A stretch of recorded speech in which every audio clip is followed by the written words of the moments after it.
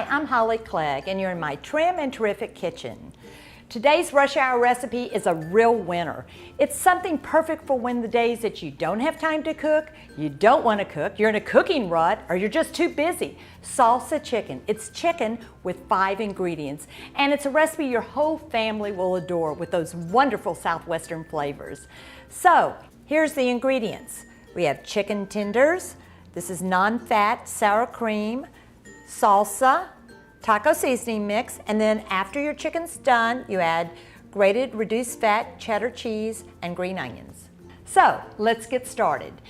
As I said, it's very easy, and this sauce really marinates the chicken and keeps it so tender. We're going to start with our non-fat sour cream, but you could use Greek yogurt or light sour cream. Just make it easy on yourself. And 2 cups of your favorite salsa. Did you know a half a cup of salsa is equal to 1 serving of vegetables? Chips and dips are tasting pretty good. So, and remember to find mild if it's a family-friendly recipe.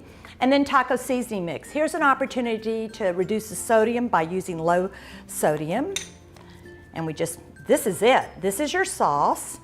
Let's cream it together real well.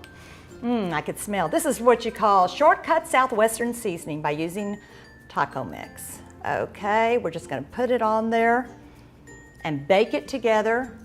And you're going to put it in an oven at 350 for about 40-45 minutes. Check it until your chicken is tender. And then when it comes out of the oven, here's what you have, and you just sprinkle it with a little of your reduced fat cheddar cheese and some green onions.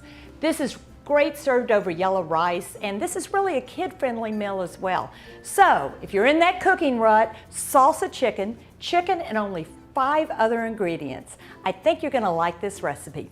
See you in the kitchen.